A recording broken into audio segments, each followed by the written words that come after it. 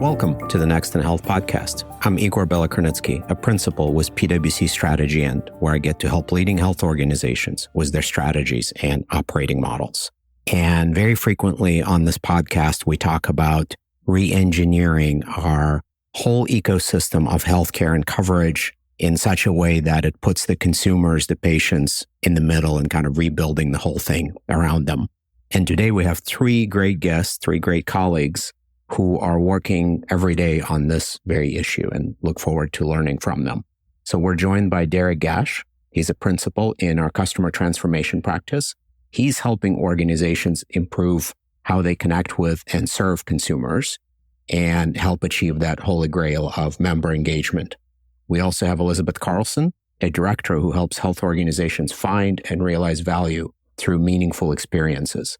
And finally, we have Kristen Knudson, who's a senior manager focused on driving enterprise transformations for healthcare organizations through digital and tech-enabled capability strategies. So Derek, Elizabeth, and Kristen, welcome to the podcast. Thanks for joining us to talk about such an important topic. Thanks, Igor. It's great to be here. Excited to be here. Thanks. Yeah, it's our pleasure. Looking forward to it. Fantastic. Well, I was very excited to read your article that you recently published. It's a fantastic piece of thought leadership called Wanted, Healthcare Players and Providers Who Offer Convenience, Personalization, and Advocacy. So very timely, but curious kind of what prompted you to write this article at this moment in time. Derek, maybe let's start with you. Sure. Thanks, Igor.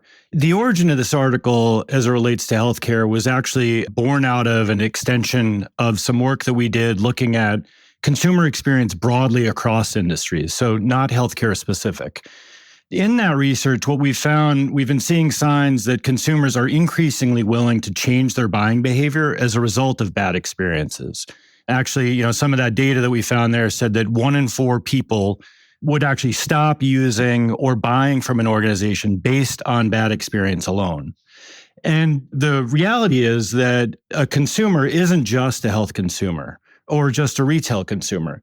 A consumer is somebody who actually experiences multiple industries at once, and those expectations are really set outside of healthcare. And so the question in our mind was, given what we're seeing in cross-industry expectations around experience, what does that mean within healthcare? Experience in healthcare has often been overlooked as there isn't always a clear connection between what an individual's experience is with an organization and the value that brings to the healthcare economy. But as we've discussed before, Igor, improving engagement is a big area of interest. We know that if we can get members or patients to better engage in their health, there's ultimately a lower cost to care for them and greater value for them as individuals as well as organizations that serve them. So the question is, when we know that individuals are looking for a better experience in their lives, what does that mean and how can we bring that to healthcare? And typically that's been a little bit difficult to realize. But what we're seeing now is there are a few trends that are taking place that are pushing this forward. We're seeing actually government reimbursement in some cases is being dictated by experience alone. So we're seeing CAHPS and STARS ratings actually require not just experience to be measured, but improvement and a certain threshold of experience in order to achieve those reimbursement rates. We're seeing increasing competitiveness between organizations and the recognition that experience can actually drive people to make decisions based on that experience, especially when you think of things like cost transparency and price transparency of services becoming more the norm.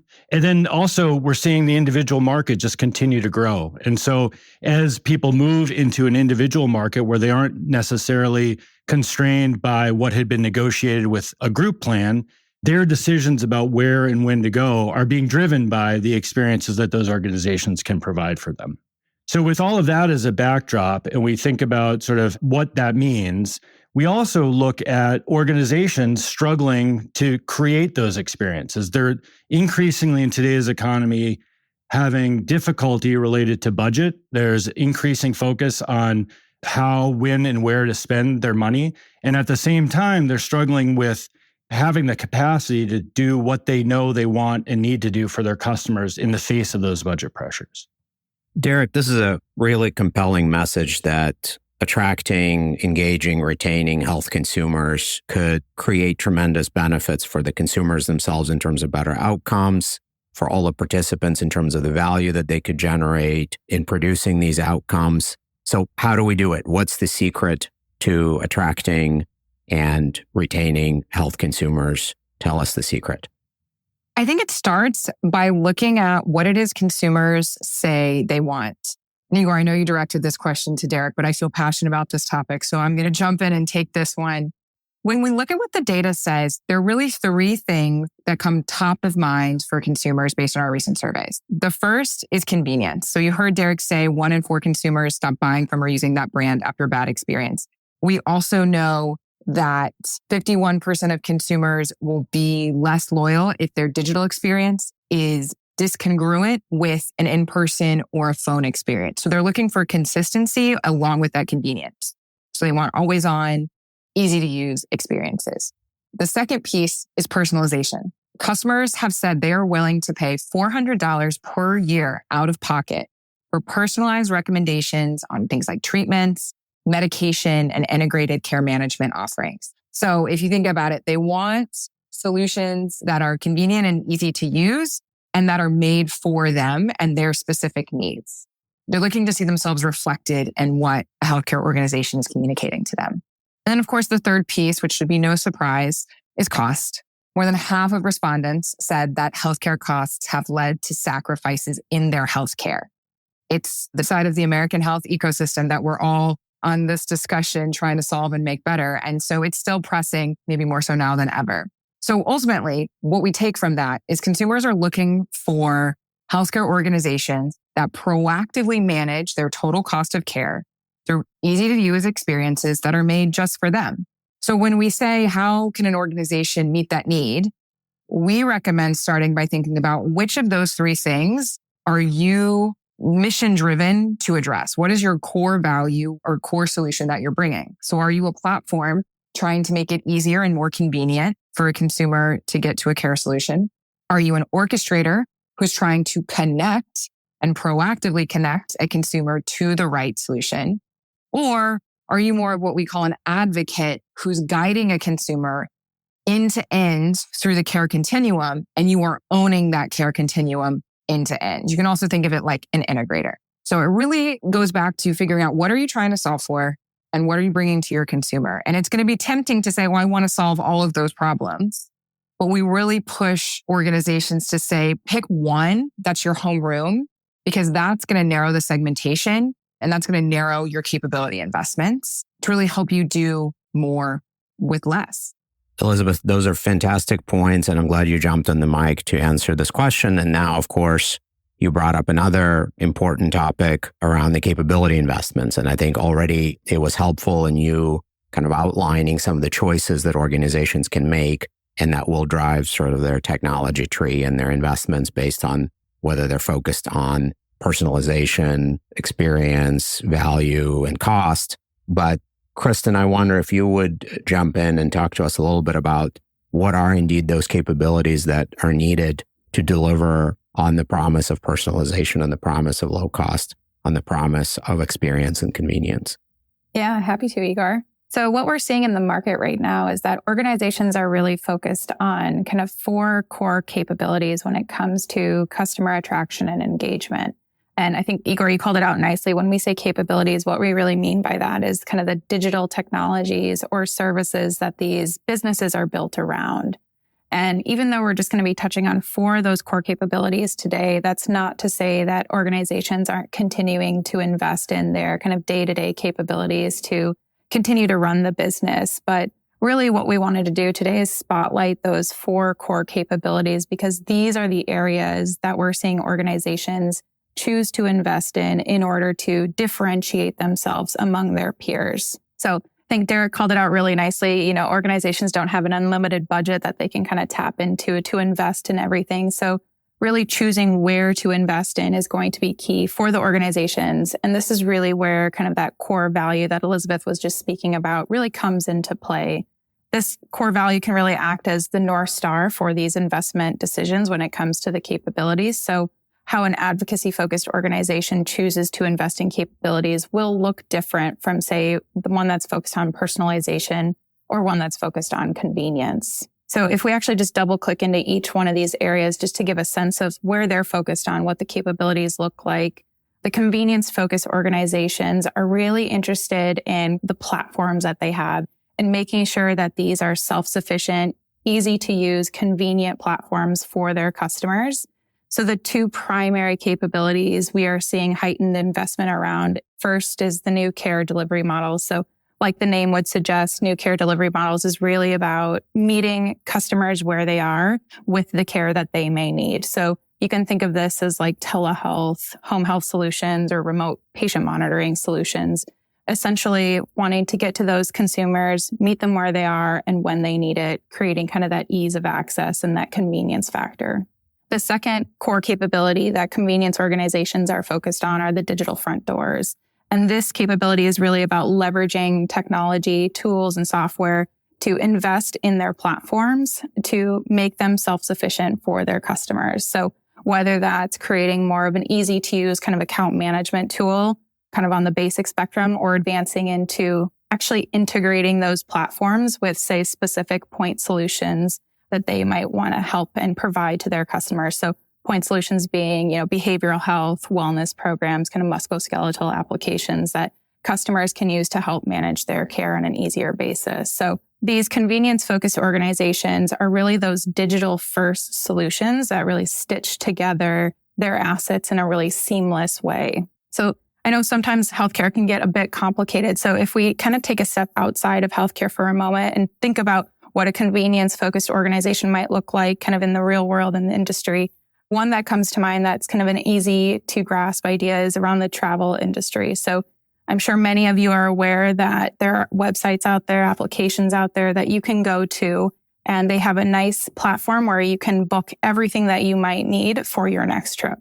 Everything from booking your flight, booking your car rental, booking your hotel, sometimes even experiences are on there. The idea is that they're creating kind of this one-stop shop to give you a convenient way to do what you need to do and be self-sufficient when it comes to managing your trip, or in the healthcare world, managing your care.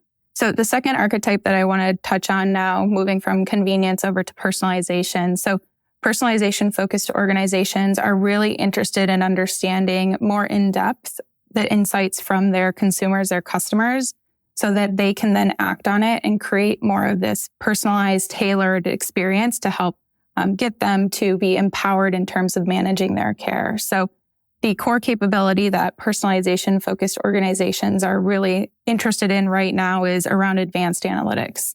And I'll caveat this to say, some organizations that maybe already have the foundation of advanced analytics are taking this one or two steps further, whether that's AI or machine learning, or even now there's a lot of hype around the generative AI piece. But the premise is still the same. They're looking to leverage this technology to not only gather data on their customers, but then be able to digest that, summarize those insights, and then use it to recommend or predict kind of where their customers are going to be going. So the goal here is really for these types of organizations to understand their customers and then create tailored offerings, whether those are services or programs, so that they can really resonate and meet the needs of their customer population.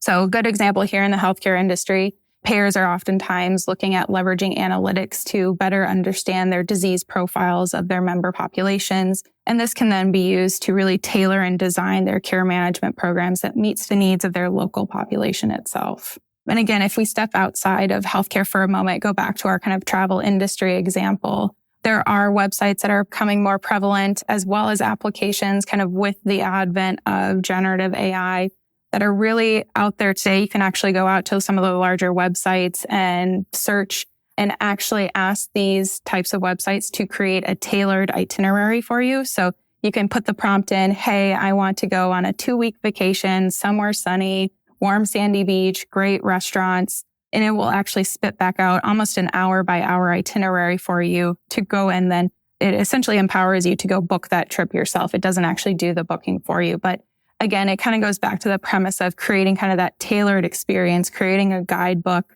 that ultimately empowers the customer themselves. And then moving from personalization to the final archetype that we wanted to touch on today, which is around advocacy. Advocacy-focused organizations are interested in investing in these integrated services and clinical platforms is what we're calling them. And so the idea is that they can leverage these types of platforms to share key insights and recommendations across their strong network of clinical and non-clinical services, which really allows them to create more high quality, lower cost care for their customers in need. And so the idea is that these types of organizations are really centered on managing risk, reducing waste, and managing the health of their population. And so by leveraging kind of these integrated services and clinical platforms, they're able to provide kind of that robust, almost concierge-like care for their consumers. Again, if we go back to outside of healthcare, the travel industry analogy that we were using, convenience type of organizations are focused on the website, the platform, stitching together those assets. The personalization focused organizations are looking at creating kind of that itinerary for you. The last piece is kind of the advocacy piece. You can almost envision these to be kind of your full service travel agents for you, where they're storing all their data. They understand your preferences. And so when you ask them to book a trip for you, they do everything from creating the itinerary and then almost taking it one step further to actually booking the trip for you.